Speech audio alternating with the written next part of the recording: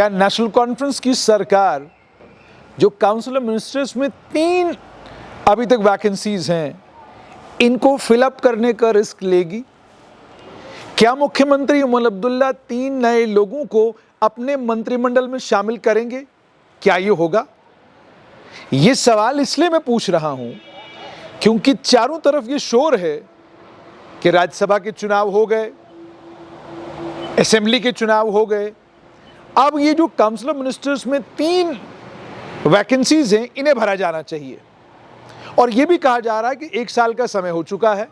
बहुत सारे एमएलएज जो संभवतः खुद को टॉप कंटेंडर मानते हैं और आज से लगभग 4 महीने पहले जिनको लेकर अलग अलग वेब पोर्टल्स पर चर्चाएं शुरू हो गई थी कि ये बनने वाले हैं, ये बनने वाले हैं, ये बनने वाले हैं। तनवीर सादिक को तो मंत्री बना ही दिया गया था और उसके साथ में गुलमर्ग से जो एमएलए हैं, कई बार वो भी सोशल मीडिया पर मंत्री बन गए। अल्ताफ कल्लू कई बार सोशल मीडिया पर मंत्री बन गए। लेकिन क्या अब इनको वाकई मंत्रिमंडल में हिस्सेदारी मिलेगी? जो हालात इस समय बने हुए हैं, जिन हालात में श्रीनगर से नेशनल कॉन्फ्रेंस के मेंबर पार्लियामेंट आगा सईद रूहुल्लाह ने बगावत का ऐलान कर दिया है, जिन हालात में नेशनल कॉन्फ्रेंस के अंदर एक छोटा सा धड़ा आगा सईद रूहुल्लाह का समर्थन भी कर रहा है, हालात ये हैं कि 8 लोगों ने राज्यसभा के चुनाव में भारतीय जनता पार्टी का समर्थन किया है। हालात ये है कि अगर तमाम एमएलएज मिलकर वोट देते तो चारों सीटों पर नेशनल कॉन्फ्रेंस के 4 उम्मीदवारों की जीत हो सकती थी, नहीं हुई।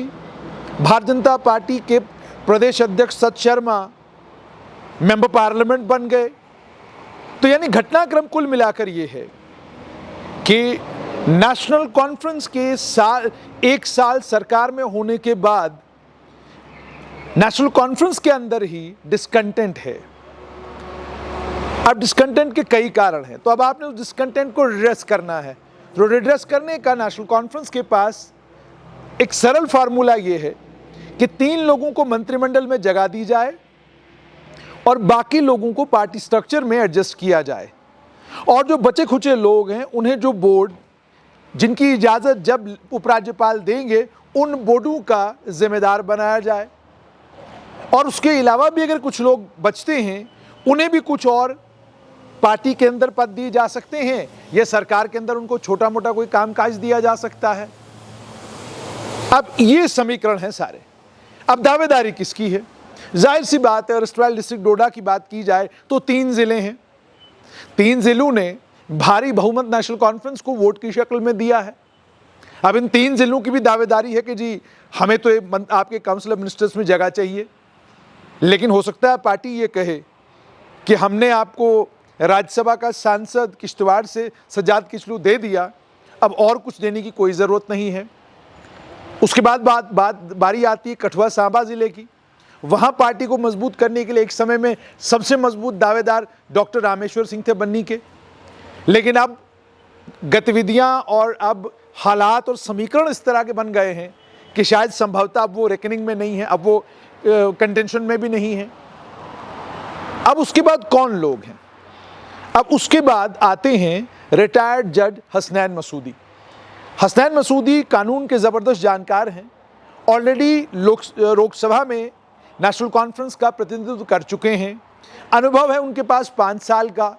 उस 5 साल के अनुभव के बाद अब 1 साल उनको एमएलए का अनुभव भी हो गया है।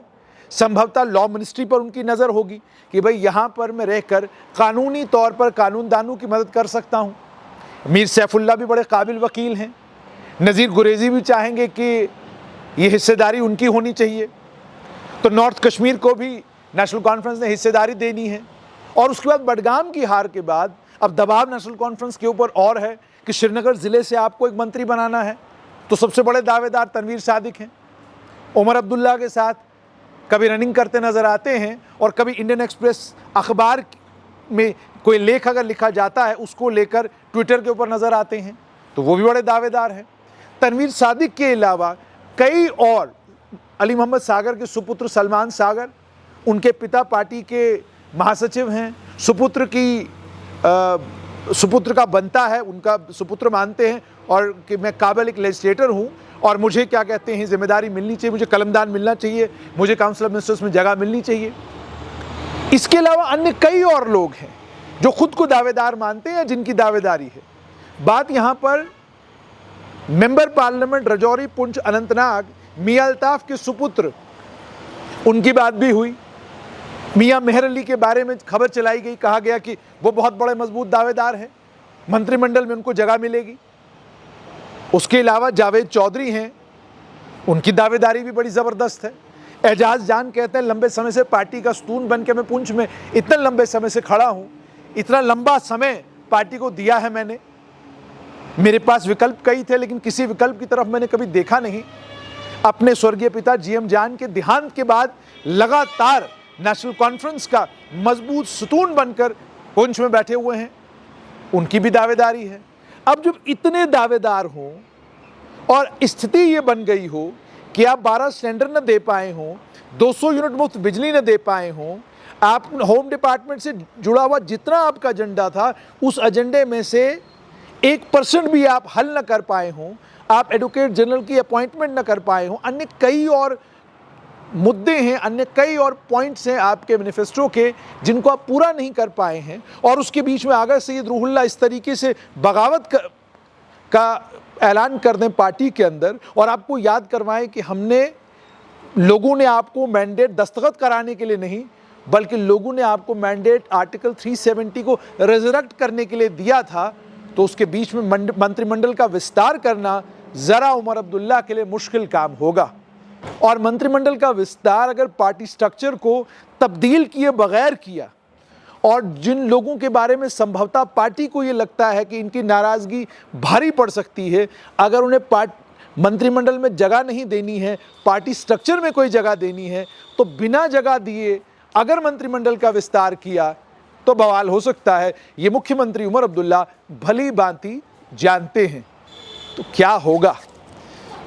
होगा ये कि नेशनल कॉन्फ्रेंस के बड़े नेता और नेशनल कॉन्फ्रेंस के अध्यक्ष डॉक्टर फारूक अब्दुल्ला एकमात्र ऐसे पार्टी के नेता हैं जिनके पास वो ग्लू है और जिनके पास वो काबिलियत है कि इस प्रिकैरियस सिचुएशन में, इस बड़ी टिकलिश सिचुएशन में, इन बड़े मुश्किल हालात में वो उमर अब्दुल्ला की रहनुमाई और रहबरी कर सकते हैं और उन्हें रास्ता दे सकते हैं जिस रास्ते के ज़रिए उनकी सरकार क्राइसिस का शिकार ना हो।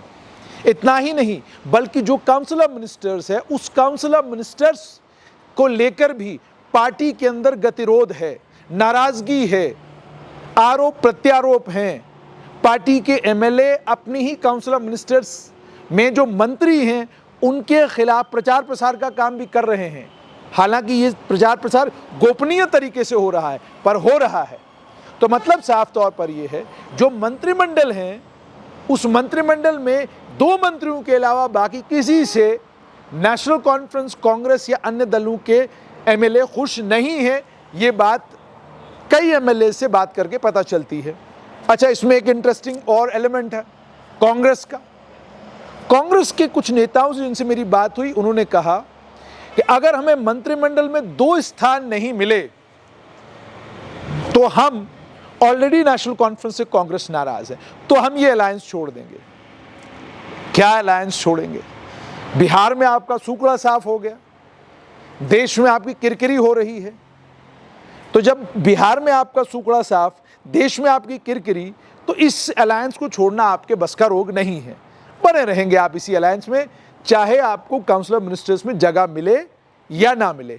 और अब तो हकीकत यह है कि नेशनल कॉन्फ्रेंस को आपकी ज़रूरत भी नहीं है। वो जानते हैं कि उनके पास पर्याप्त मात्रा में एमएलए मौजूद हैं और उनकी सरकार बिल्कुल मजबूत है।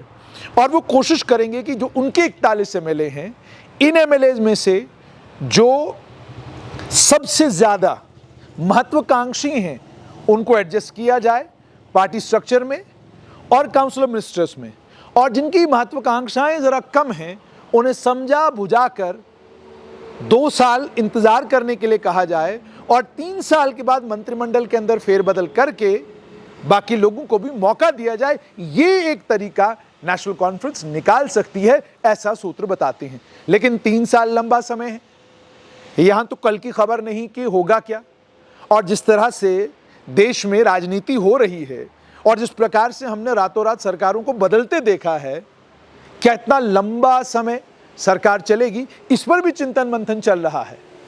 और ये बात भी जग जाहिर है कि नेशनल कॉन्फ्रेंस के पास एक मजबूत और सशक्त राजनीतिक दल है, मगर अब यही मजबूत और राजनीतिक दल साल 2025 में इस सिचुएशन पर पहुंच चुका है जहां पर जबरदस्त एंटाइसमेंट है कि आप अगर दल छोड़ते हैं, मंत्री बनते हैं, राज्य का दर्जा मिलता है और राज्य का दर्जा मिलने के बाद आपकी वाहवाही हो सकती है। जब इस तरह की चीजें चल रही हों, इन चीजों के बीच में लोग पार्टी के साथ बने रहें, ये जरा मुश्किल काम है। लेकिन अब देखना यह होगा कि क्या उमर अब्दुल्ला मंत्रिमंडल का विस्तार करेंगे, और अगर करेंगे तो जिनको ऑलरेडी सोशल मीडिया मंत्री बना चुका है, क्या उन्हीं को बनाएंगे, या रीजन, इलाका, धर्म, समुदाय देखकर फाइन और बैलेंस बनाकर 3 रिक्त स्थानों को भरने का काम उमर अब्दुल्ला करेंगे।